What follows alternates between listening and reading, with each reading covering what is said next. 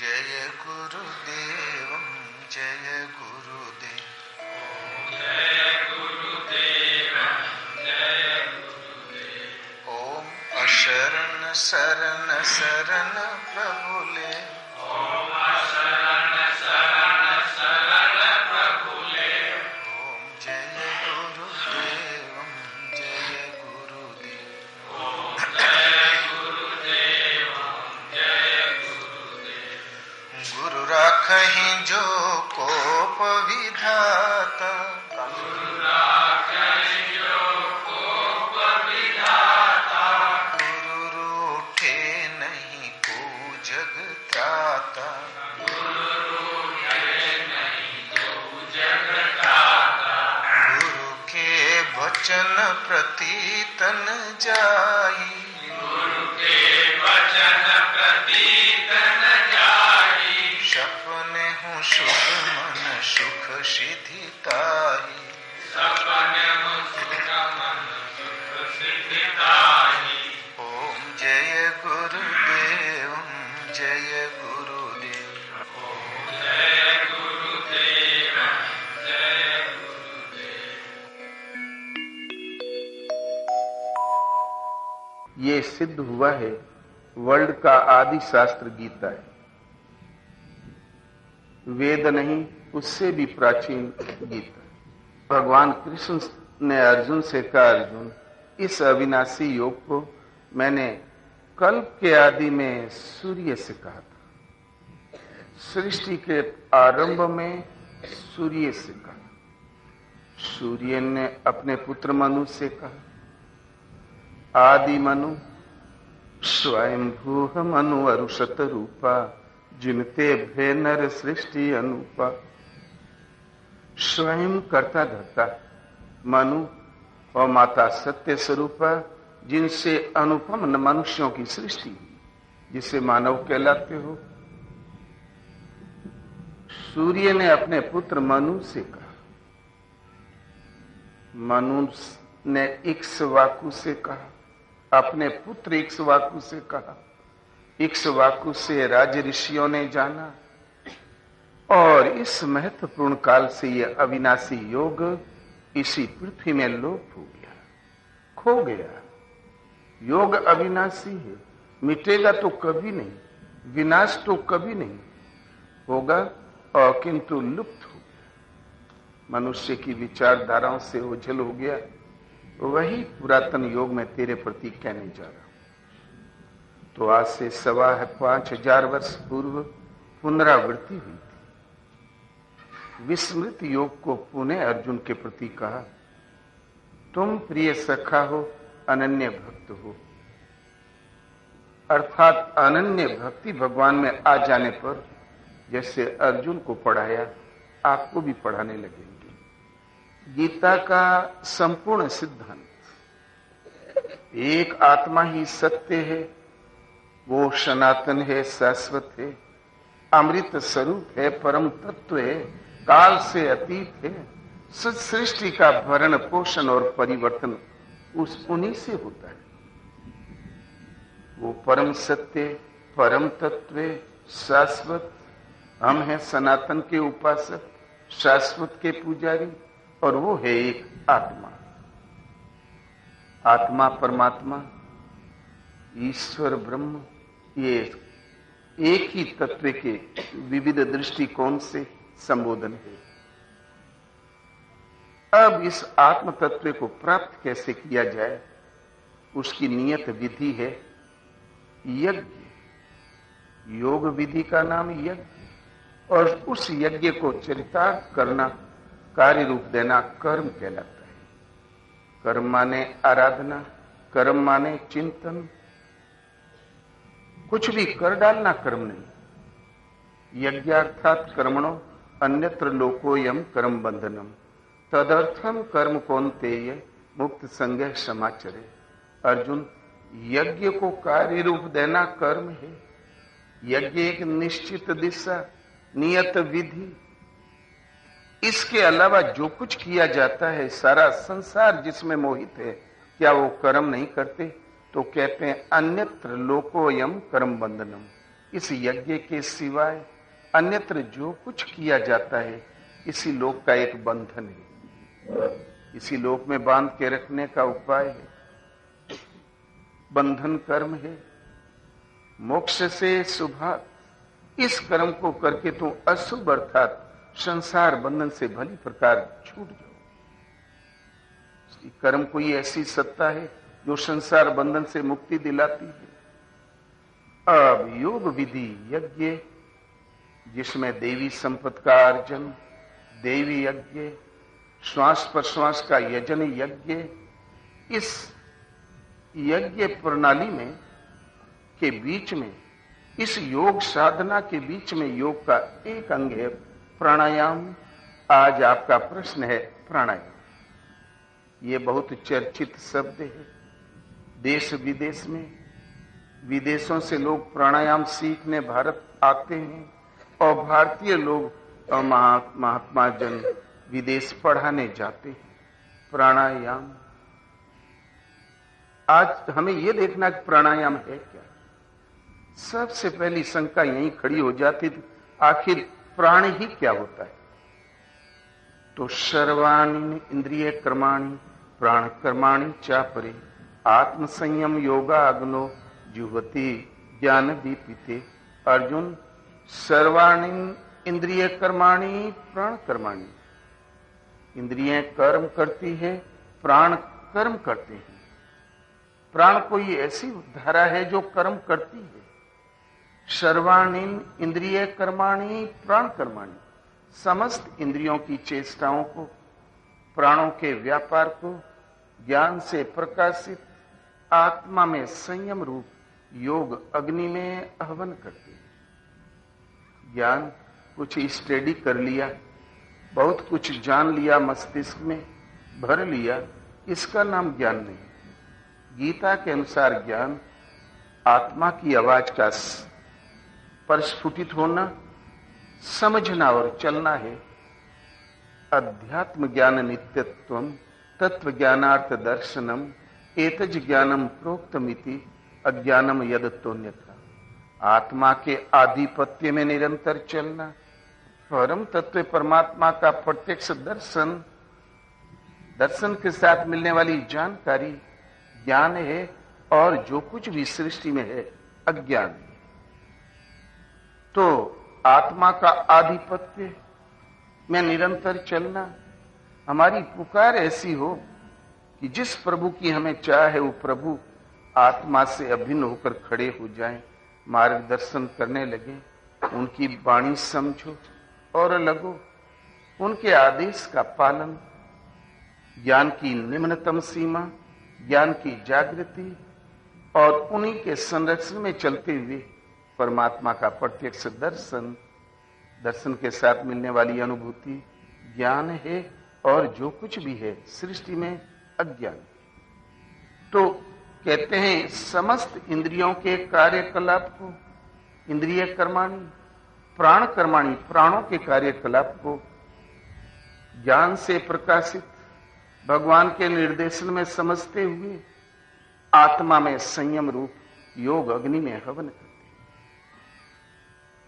बाहर कार्य करता है आपकी इंद्रियें, नाक कान आंख त्वचा, और अंतराल में कार्य करता है मन बुद्धि चित्त अहंकार। इनके कार्यकलाप के प्रवाह का नाम प्राण है। प्राण एक व्यापार, प्राण कर्माणि, इनको संयमित करना, ये अनियमित है, इनको नियमित करना प्राणायाम कहलाता है। आगे कहते हैं अपाने जुहति प्राणम प्राणे पाना तथा परे प्राणापान गति रुद्ध्वा प्राणायाम प्राणा। बहुत से योगी लोग अपान वायु में प्राण को आह्वान करते हैं, प्राण वायु में अपान का आह्वान करते हैं, और इस प्रकार हवन करते हुए प्राण और अपान की गति का निरोध करके प्राणायाम के परायण हो जाते हैं। तात्पर्य, प्राण जो हम लेते हैं, अपान जो हम त्यागते हैं, श्वास और प्रश्वास का यजन। जब श्वास प्राण से सूरत गई तो अपान पर टिकी, अपान से सुरत उठी तो प्राण पर टिकी, प्राण को अपान में, अपान से प्राण में, बीच में दूसरा उद्वेग ने पैदा हुआ। इस प्रकार श्वास आई तो ओम, गई तो ओम, इस प्रकार श्वास प्रश्वास में लगते हैं। अभ्यास इतना सूक्ष्म हो गया, प्राणापान गति रुद्र, न भीतर से किसी संकल्प का अभ्युदय हो और नहीं बाह्य वायुमंडल के संकल्प अंदर प्रवेश कर पाते हो। तो प्राणायाम, प्राणों के व्यापार पर लग गया विराम, प्राण एक आयाम में प्रणों में प्रवाहित हो गया, इसका नाम है प्राणायाम। प्रणों कहते हैं ओम को। इसमें अनंत लहरें हैं अंतःकरण में, कभी कभी नींद नहीं आती। प्राणों का व्यापार, इसमें हम लेते हैं हमारी जो सुरक्षा होती है, देवी संपत्ति, ईश्वरीय अनुभूति का संचार, त्यागते हैं आसुरी संपत्ति जो इस आत्मा के अधोगति का कारण है। विद्या और अविद्या दोनों के क्रम का शांत हो जाना और श्वास बांस की तरह स्थिर खड़ी हो गई, न भीतर से कोई उद्वेग पैदा हो और नहीं बाह्य वायुमंडल के संकल्प अंदर प्रवेश कर पाते हो। यह है प्राणायाम, प्राणों के व्यापार पर विराम। और प्रणव कहते हैं ओम को, प्राणों के व्यापार को प्रणव में निरोध करना, संचारित कर देना प्राणायाम। ये मन की निरोधावस्था है, ये मन की विजेता अवस्था है। संकल्प का ही दूसरा नाम मन है, वही जब शांत हो गया, ये मन की निरोधावस्था। इस निरोध के साथ ही यज्ञ का परिणाम निकल आता है, वो है सनातन ब्रह्म का दर्शन, स्पर्श और स्थिति। तो यज्ञ सृष्टा मृत भुजे यांतो ब्रह्म सनातनम नायम लोकोस्ते यज्ञ से कुतो अन्य कुरुषत्मा। यज्ञ की पूर्ति काल में, मन के निरोध और विलय काल में यज्ञ जो अवशेष छोड़ता है वो है अमृत।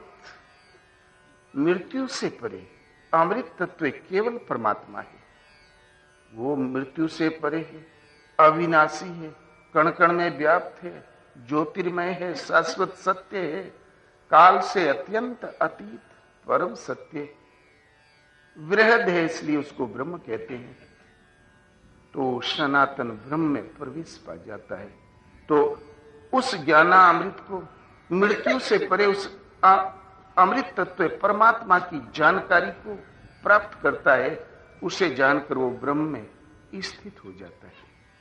अब प्रश्न खड़ा होता है, ये यज्ञ, इस योग विधि का आचरण, ये प्राणायाम करने का अधिकार किसको है?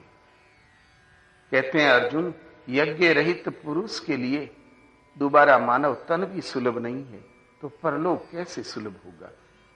ये यज्ञ अनुष्ठान करने का अधिकार इस 2 हाथ पैर वाले मानव तन को है, किसी वर्ग विशेष को नहीं, पशु को नहीं, पक्षी को नहीं, दुर्लभ इस मानव तन को, यज्ञ रहित मानव के लिए दोबारा मानव तन ही सुलभ नहीं, मनुष्य योनि सुलभ नहीं, तो भला परलोक कैसे प्राप्त होगा?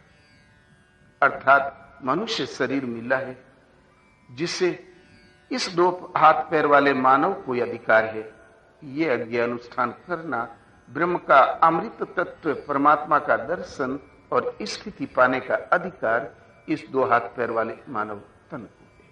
हाँ, अब आपका जन्म चाहे उत्तरी ध्रुव पर हुआ हो, चाहे भारत में, अरब में हुआ हो, चाहे ऑस्ट्रेलिया में, इसलिए गीता उस समय की है।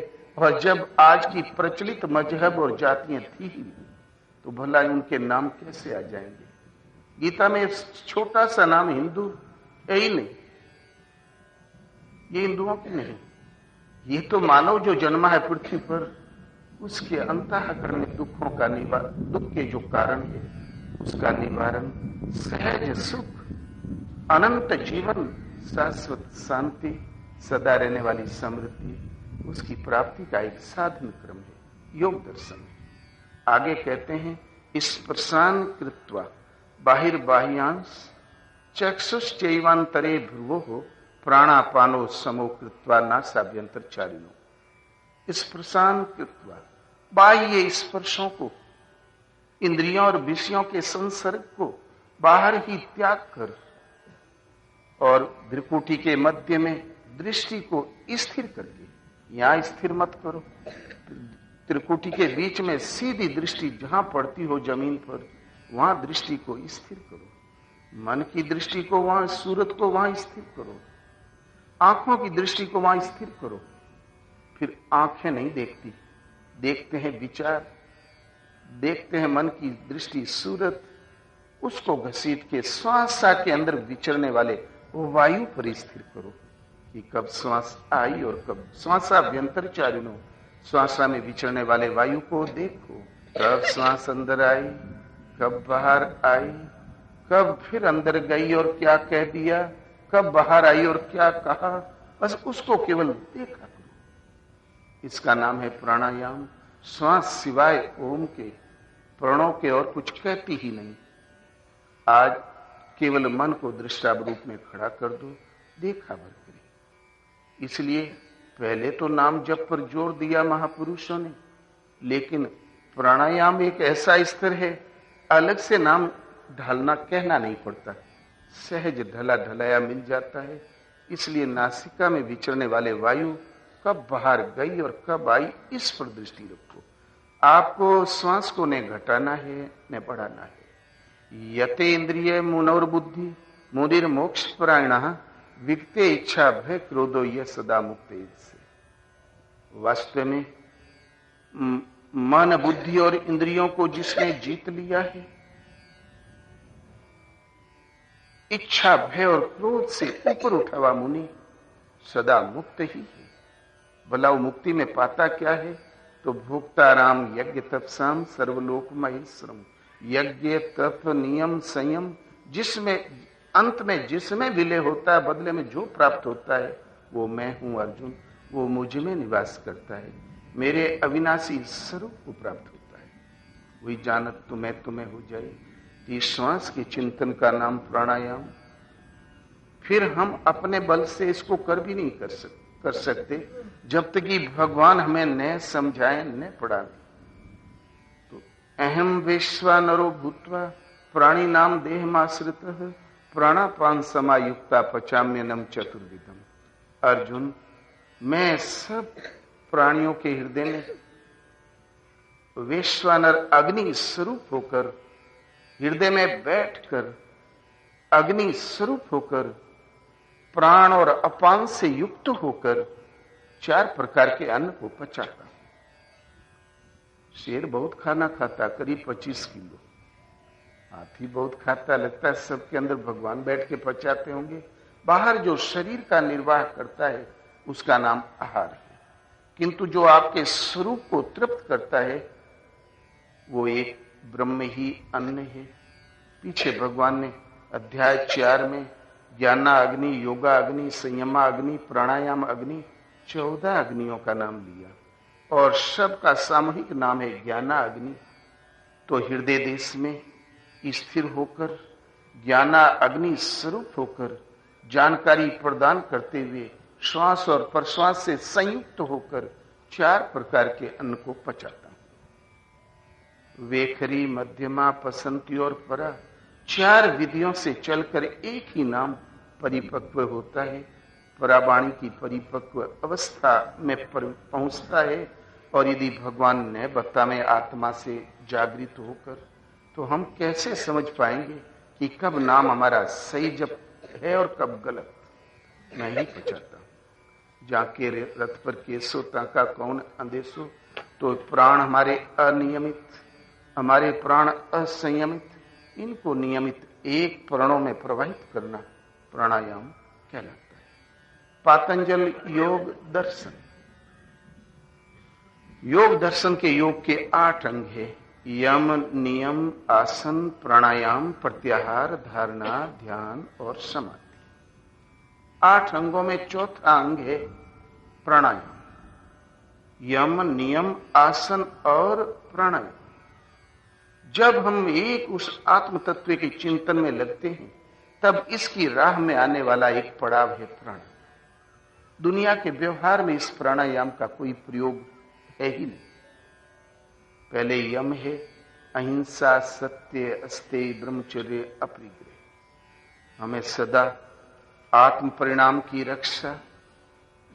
अहिंसा है, आत्म परिणाम को हनन करने वाले सारे विकार हिंसा कहलाते हैं। ये प्रश्न अलग। सत्य पर हमें आरूढ़ रहना है, निष्कपट होकर सामने जाना है। ब्रह्मचर्य, व्रत में स्थिर रहना है। बिल्कुल संग्रह का त्याग करके एक भगवान को ही हृदय में संग्रह करो। इसे तो हमें धारण करना है। फिर शौच, संतोष, तप और स्वाध्याय, ईश्वर प्रणिधान, ये नियम है। इन नियमों का हमें पालन करना है। शुद्ध हृदय से चिंतन में डूब के लगना है। यम और नियम तीसरा होता है, इनका हमें पालन करना है। पालन करते हुए एक अवस्था ऐसी आ गई, आसन, स्थिर सुखम आसनम। स्थिर और सुखपूर्वक बैठने का नाम आसन है। सुख का उतार चढ़ाव मन पर है, तन पर कभी कभी नहीं। कभी कभी अंबार लगा रहता धन धान्य का। लोगों को दशरथ के आंखों में आंसू थे, नींद नहीं थी। कौशल्या को रोते बीता। कभी कभी बहुत सब कुछ होते हुए मन में कोई ऐसी ठेस लग जाती है, मनुष्य आड़ में जाके बैठ जाता है। आसन तो इतना दृढ़ है कि 2 दिन बाहर भी नहीं निकला, लेकिन सुख कहां उसके कर्म में। सुख का उतार चढ़ाव तन पर नहीं, मन पर है। तो स्थिर और सुखपूर्व मन का स्थायित्व लेना आसन। भला ये आसन कैसे सिद्ध होगा?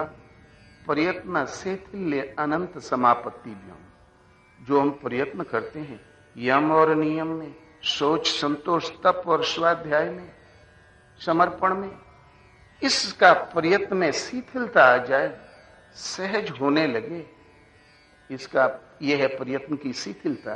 प्रयत्न में शिथिलता आने से, अनंत में मन लगाने से यह आसन सिद्ध होता है। प्रयत्न की शिथिलता, अनंत माने परमात्मा, परमात्मा में मन लगाने से आसन सिद्ध होता है। यदि शरीर के बैठने का नाम आसन है, तो परमात्मा में मन लगाने की कौन जरूरत? जब बढ़िया बिक्री होने लगती है तो एक एक सेठ सुबह आसन लगाता, शाम को ही उठता है, नहीं होता है। ये तो अब शारीरिक अभ्यास। फिर ऐसे भी महापुरुष हुए दुनिया में, अष्टावक्र, 8 अंक के टेढ़े, उनके पांव, हाथ पांव मुड़े ही नहीं थे जिंदगी में, लेकिन अपने युग के सर्वोपरि महापुरुष, योगारूढ़ तत्वदर्शी हुए। हमारे गुरुदेव भगवान के गुरु महाराज, एक पांव टूटा हुआ था, वो कभी मुड़ा ही नहीं जिंदगी में, किंतु गुरु महाराज को आकाशवाणी हुई, इस मंदिर में तुम्हारे गुरुदेव भगवान बैठे हुए हैं। रात को 8 बजे, और वो मिले भी। वास्तव में महापुरुष थे। दूसरे में योग साधना जागृत कर देने की उनमें क्षमता थी। तत्वदर्शी महापुरुष, पर काया प्रवेश का क्रम उनका बहुत तगड़ा था, ये प्रश्न अलग। तो आसन, अनंत परमात्मा में मन लगाने से, यम नियम में जो हमारा प्रयत्न चल रहा है, अभ्यास, उसमें शिथिलता आ जाने से आसन सद जाता है। स्थिर और सुखपूर्वक बैठने की क्षमता आ जाती है। तस्मिन सत्ति श्वास प्रश्वास योर गति विच्छेदा प्राणायाम। इस आसन के सदते ही श्वास प्रश्वास की गति का स्थिर हो जाना प्राणायाम। श्वास जो हम लेते हैं, प्रश्वास जो हम त्यागते हैं, लेते हैं हम देवी संपत्ति, यम नियम को, त्यागते हैं राग द्वेष काम क्रोध इत्यादि विकारों को। इन दोनों का क्रम जब शांत हो जाए, न विकार उठे न आगे कुछ लेने लायक रह जाए, प्राणायाम भीतर से न किसी प्रकार के संकल्प का न तो अभ्युदय हो, और न बाह्य वायुमंडल के भले बुरे संकल्प अंदर प्रवेश कर पाते हो, तो श्वास और प्रश्वास दोनों की गति में उठने वाले उद्वेग का शांत होना प्राणायाम।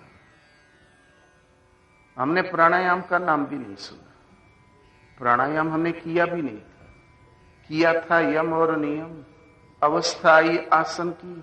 आसन के सदते ही श्वास और प्रश्वास की गति का स्थिर हो जाना, न भीतर से उद्वेग पैदा हो, न बाह्य वायुमंडल के भले बुरे चिंतन अंदर प्रवेश कर पाते हो। प्राणायाम प्राणों के व्यापार पर लग गया विराम। प्राणों का व्यापार एक आयाम में प्रवाहित हो गया। ये हमारा लक्ष्य भी है कि हम इस चित्तवृत्ति को रोकें। इसलिए हमें पहुंचना ही यहां पर आगे प्राणायाम की तरीका बताते हैं। बाह्याभ्यंतर स्तंभ वृत्तिर देश काल संख्या भी परिदृष्टो दीर्घ सूक्ष्म।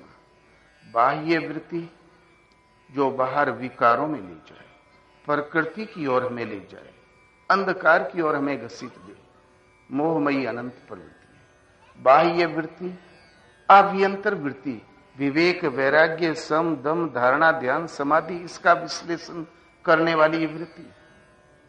और स्तंभ वृत्ति स्थिर वृत्ति, इसको देश काल और संख्या द्वारा देखा जाता हुआ दीर्घ सूक्ष्म और स्थिर होता जाता है।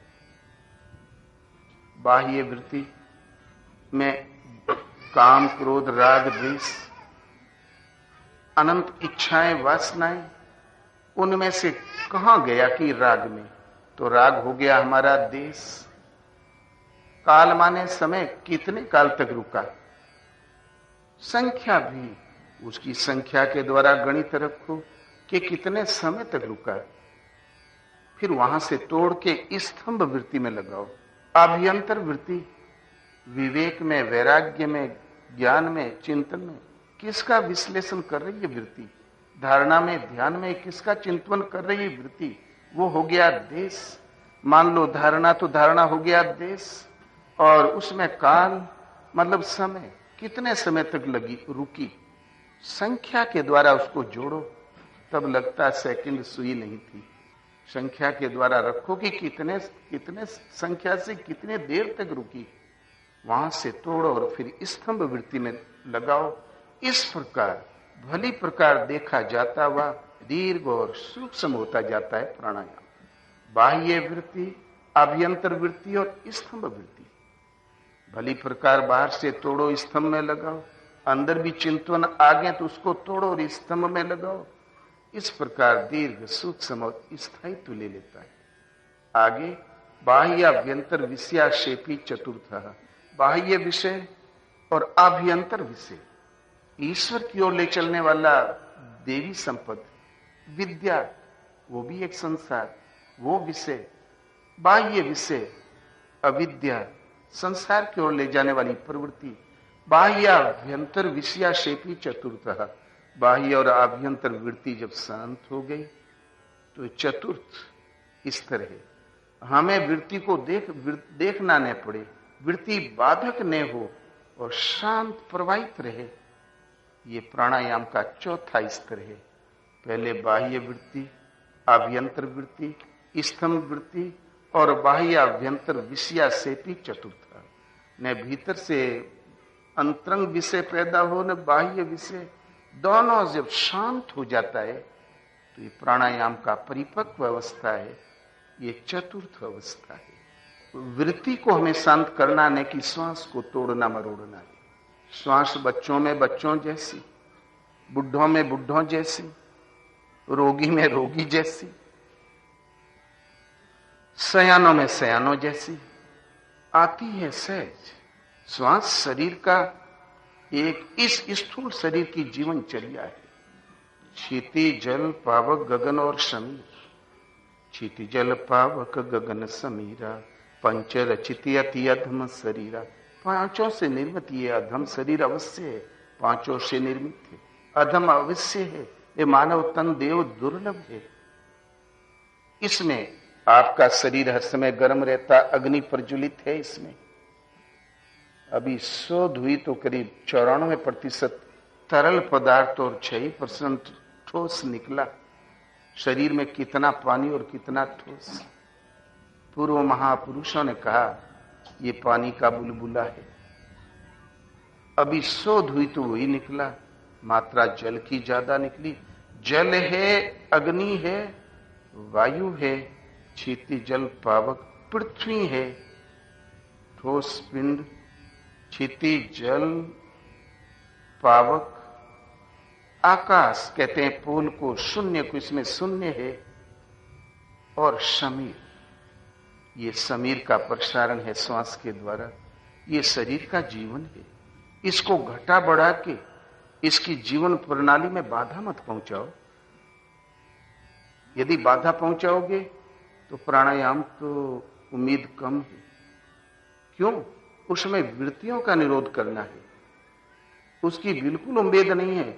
श्वास प्रश्वास में उभरने वाले विषयों का निरोध करना है, न कि हमें श्वास की खींचतान करनी। इसलिए यदि बहुत खींचतान करोगे तो कोई न कोई रोग अवश्य धर लेगा।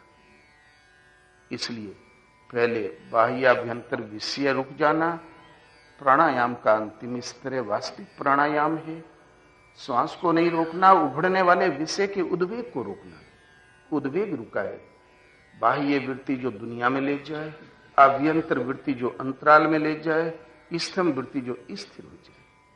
बाह्य आभ्यंतर विषय दोनों प्रकार के शांत हो गए तो प्राणायाम, प्राणों का व्यापार या तो नाम में, प्रणों में, या ध्यान में, सदगुरु के चिंतन स्वरूप में, दो जगह से तीसरी जगह इसमें विराम देना, प्राणों के व्यापार को स्थिर करके प्रवाहित करना प्राणायाम। इस प्राणायाम के सदते ही और ततः शीयते प्रकाश आवरणम, प्रकाश माने परमात्मा, ज्योतिर्मय, उसके और आपके बीच में जो पर्दा पड़ा हुआ है संस्कारों का, वो आवरण सील हो जाता है, वो स्पष्ट हो जाता है। दूसरा प्राणायाम का परिणाम धारणा सूचे योग्यता मनसा।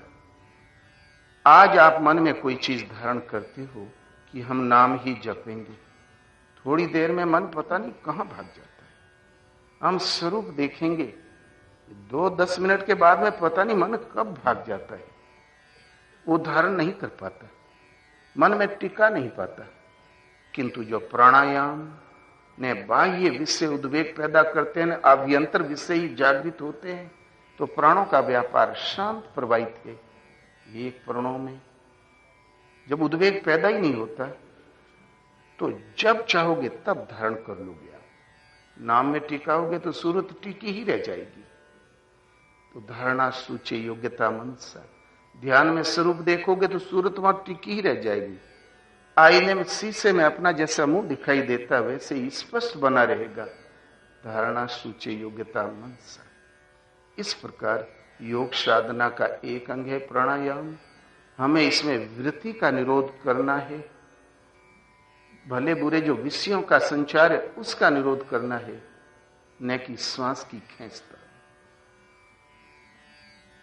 जो अर्थ गीता का है वही महर्षि पातंजलि का, और ये बड़ा सरल है। श्वास को ने घटाओ ने बढ़ाओ, शांत बैठ जाओ, देखो श्वास कब अंदर गई, कितनी रुकी, कब बाहर आई, कितनी रुकी, इसे जानो। जब मन देखने लगे, जानने लगे, तो आहिस्ते से चिंतन से नाम ढाल दो। श्वास आई तो ओम, गई तो ओम, कुछ दिन ढालना पड़ेगा। फिर चिंतन का एक स्तर है पश्यंती वाणी का जाप, उसके जागृत होते ही श्वास में ढला ढलाया नाम है वो जागृत हो जाएगा। श्वास सिवाय नाम के और कुछ कहती ही नहीं। केवल मन को दृष्टा रूप में खड़ा कर दो, ये देखा भर करे। जहां वो श्वास वाला नाम जागृत हुआ, एक बार सूरत लगा दो तो रिनक दिनक धुनी अपने से उठे, सहज धुनी प्रवाहित हो जाएगी। लोग कहते हैं बुद्ध कोई और थे, वो तो कुछ थे ही नहीं हमारे। लेकिन भगवान बुद्ध, उनके पिता जब बीमार पड़े तो बुलवाया, गए। बुद्ध ने कहा राजन आप प्रणों का जाप करें, श्वास पर दृष्टि रखें, आप श्वसन क्रिया पर ध्यान केंद्रित करें। देखो आपके साथ साथ हम भी श्वसन क्रिया का ध्यान करते हैं। वही गीता वाला श्वसन क्रिया, प्रणों का जाप, प्राणों के व्यापार को, अंतःकरण की हलन चलन को प्राणों में निरोध करो। कुरान में स्थान स्थान पर सूफी संतों की वाणी में, कुरान में आया है कि नफ्स का संयमित करो। नफ्स माने इंद्रियों का संयम करो। फिर आता है उस मालिक के नाम के बिना एक भी श्वास खाली गई, वो श्वास मुर्दा है, वो श्वास है ही नहीं। जो एक भी श्वास खाली गई, वो श्वास मुर्दा नहीं, बल्कि वो आपकी मृत्यु है, तुम्हें मारने वाली इसलिए मुर्दा है। भजन का तरीका, चलकर जिन महापुरुष ने इस योग साधना की पटरी पर कदम रखा है, उनकी भाषा एक, वाणी एक, निर्णय एक। जब अधकुचले लोग चार्ज ले लेते हैं तो दरारें स्वाभाविक है।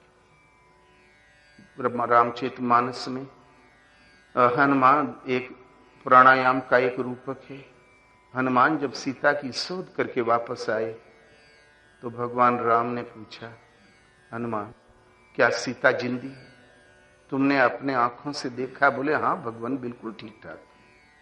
तो बोले तो कहो हनुमंत के ही भांति जान की, करती रहती रक्षा स्व प्राण की। तुम बताओ हनुमान, सीता अपने स्व प्राण, अपने प्राणों की रक्षा कैसे कर पाती?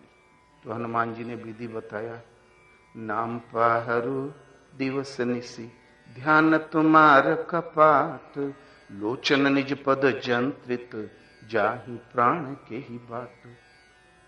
और नाम का तो अहरनिश पहरा लगा हुआ है। नाम पाहरु दिवस निसी, जागत में सुमिरन करे, सोवत में लो लाए, सूरत डोर लागी रहे, तार टूट ना जाए। जब तक जागो सुमिरन करो, सोवो तो लो लगा के, जब लो लग जाए चिंतन में तब निद्रा लाभ करो। सो के उठो तो सूरत वहीं लगी मिले, 8 पहर लागा रहे, तार टूट ना जाए। भगवान बुद्ध कहते हैं, भिक्षुओं जब तक जागो योगाचार में रहो, सो तो सूरत लगा के स्मृति के साथ शयन करो, जिससे कि निद्रा में भी कोई अनर्थ न हो जाए, अन्य विकल्प न खड़े हो जाए, अन्य चिंतन विकार ने उभड़ाए। स्वप्न में भी कदाचित दिखाई पड़े तो भगवान की साधना की गतिविधियों का विस्तार दिखाई पड़े।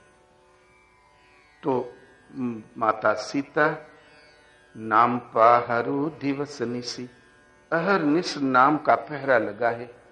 ध्यान तुम्हार कपाट, आपके चरणों का ध्यान की वाड़ी लगी हुई है, किंतु ध्यान भी धर रहे हैं, नाम भी है, और कहीं इच्छा भटक गई तो गड़बड़ हो जाएगा। इसलिए लोचन निज पद जंत्रित, जाहि प्राण के ही बाट। दृष्टि, एक तो ये आंखें नहीं देखती, विचार देखती, उनकी दृष्टि, मन की दृष्टि निज पद जंत्रित, अपना लक्ष्य, अपना ध्येय, अपने आराध्य उस सूरत उन पर टिकी हुई है, वही ताला लगा है। लोचन निज पद जंत्रित, अपने ध्येय पर, अपने लक्ष्य पर दृष्टि टिकी हुई है, वहां से हटे तो दूसरा चिंतन आवे। तो अब आप ही बताओ, प्राण जाए तो किस रास्ते से? इसका नाम है प्राणायाम।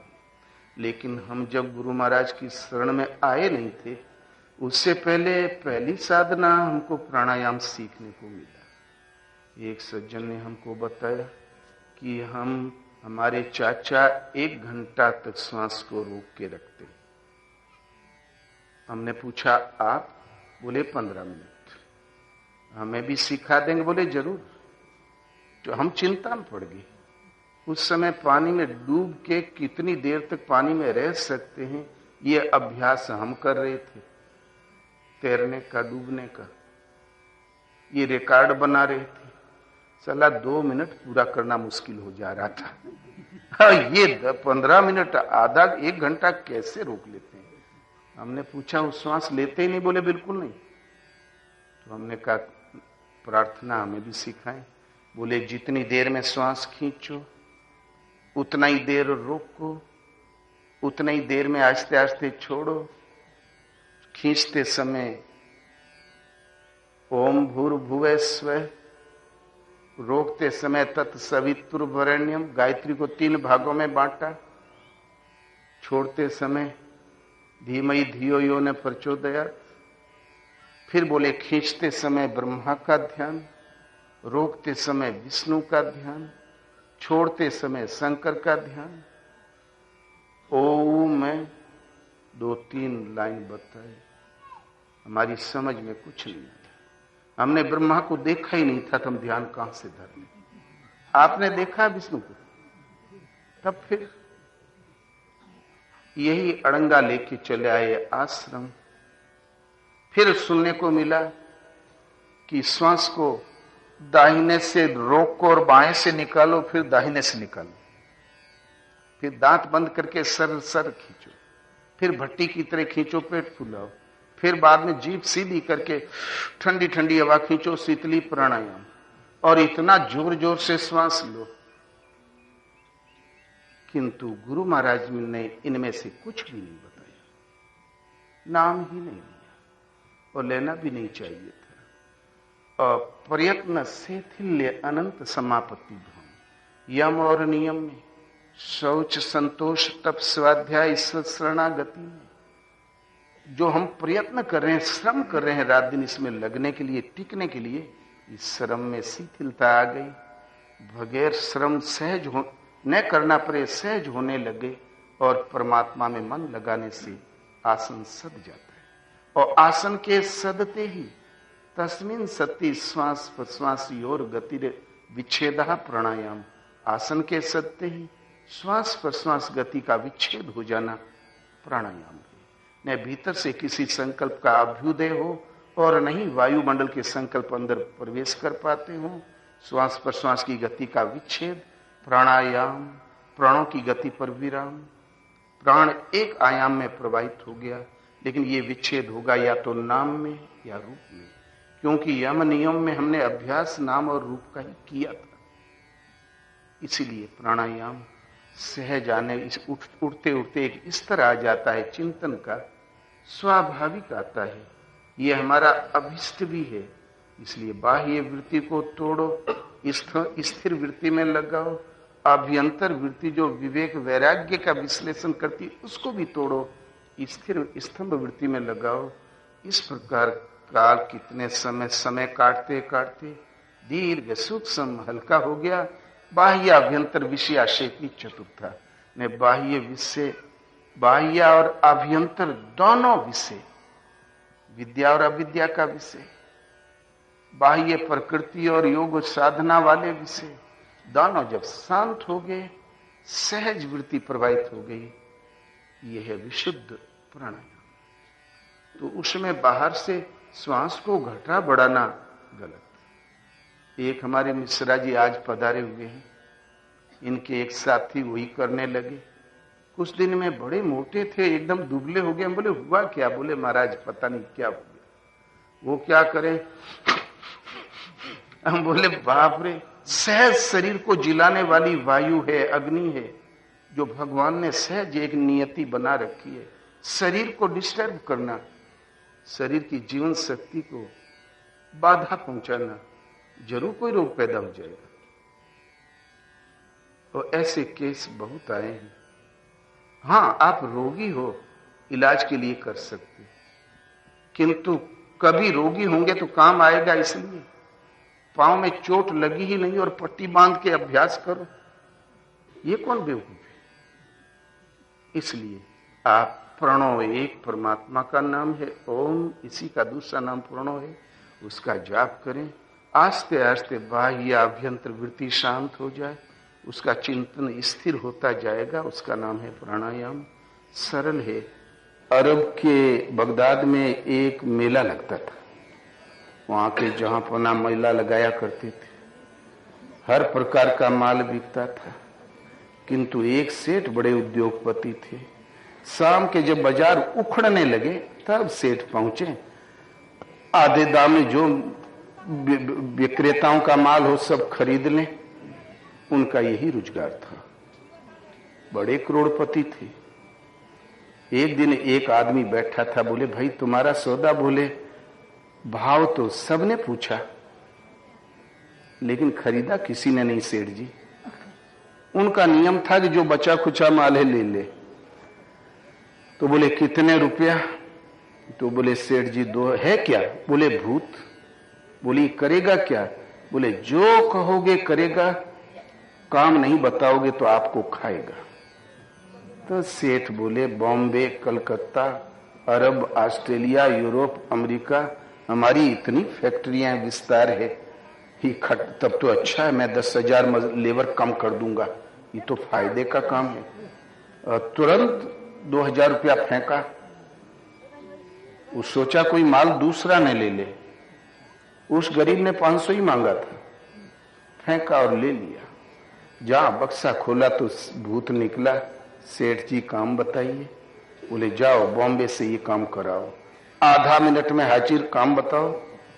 तब कलकत्ता जाओ, दिल्ली जाओ, इंग्लैंड जाओ, फिर आधा मिनट में हाजिर, काम बताओ।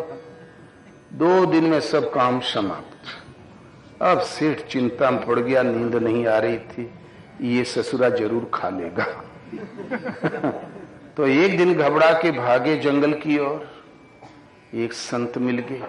बोले महाराज मोल की आफत खरीद लिया हमने, कृपया ये भूत आप ले ले, बलु को ऊपर से दक्षिणा ले ले।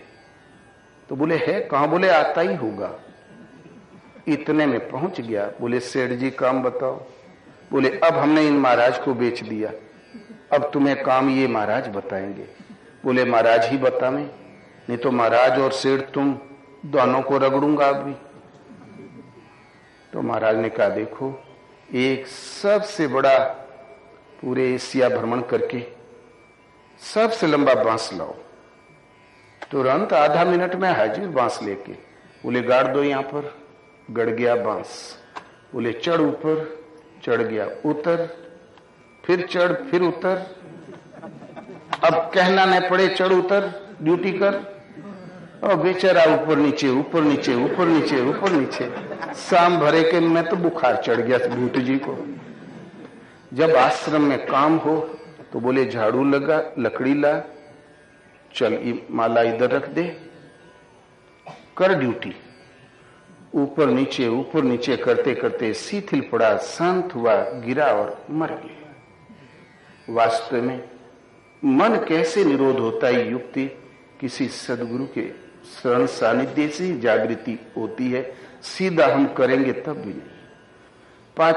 पाछा लागा जाई था लोक वेद के साथ, मार्ग में सदगुरु मिला दीपक दीना हाथ। मैं लोक रीत और वेद रीत कि मैं पूरा संसार भाग रहा है, मैं भी उस भीड़ में भागा जा रहा था। ये अंतहीन सफर, इस सफर में मैं भी भीड़ में भागा जा रहा था। बीच रास्ते में सदगुरु मिल गए, उन्होंने हाथ में दीपक दिया। वो दीपक ये बाहर की चीज देखने वाला नहीं था। दीपक दीना हाथ में वस्तु दई लखाए, कोटि जन्म का पंथ था पल में पहुंचा आए। वस्तु लखा दिया। वस्तु सत्य वस्तु है, आत्मा मिथ्या जगत पसार, नित्या नित्य विवेकिया लीजिए बात विचार। सत्य, परम सत्य, परम केवल आत्मा है, एक परमात्मा है। सिवाय उस भाषा के भेद से अल्लाह, ईश्वर, खुदा, कुछ भी अनंत नाम कह सकते हो। है कण कण में व्याप्त, है ज्योतिर्मय, सबके हृदय में निवास। उस आत्म वस्तु को लखा दिया। आत्मा जागृत हो गई। महाराज कहा करें, सब बात सब कोई जानते हैं। 2-2 पैसे में वेदांत बिकता है, लोग पढ़ते हैं और लिखते भी चले जा रहे हैं। पता नहीं ससुरे क्या पढ़ते हैं क्या लिखते हैं, किंतु भजन साधना एक ऐसी वस्तु है, न तो वाणी से कहने में आती है, न कलम से लिखने में आती है। किसी अनुभवी सदगुरु के द्वारा किसी किसी साधक के हृदय में ये जागृत हो जाया करती है। जहां वो जागृत हुआ तो मन ही है भूत, श्वास ही है वास, जिसमें वासुदेव उस परम देव परमात्मा का निवास है। उस श्वास का भजन जागृत कर देते हैं। पहले श्वास है चंचल, इसको गाड़ो, स्थिर करो। संसार में जहां तक भटक रही थी समेट के स्थिर करो, चढ़ ऊपर, उतर नीचे। ओम ओम ओम। अन्य विकल्प न आने पाए, सेवा भी कर लो जो कुछ, जब जरूरत हो, नहीं तो लगे रहो। श्वास श्वास पर राम कहो, वृथा श्वास जनि खोय, न जाने यही श्वास का आवन हो या न हो। हाँ, तो ये श्वास का सुमरन करते करते मन शिथिल पड़ेगा, शांत होगा और मिट जाएगा। तो मन मिटा माया मिटी, हंसा बेपरवाह, जाका कछु न चाहिए सोई सहंसा। मन मिटा तो माया मिट गई। माया जिस धरातल पर खड़ी होके काम करती थी वो था मन, धरातल ही गायब, तो टिकेगी कहां। मन मिटने के साथ माया मिटी।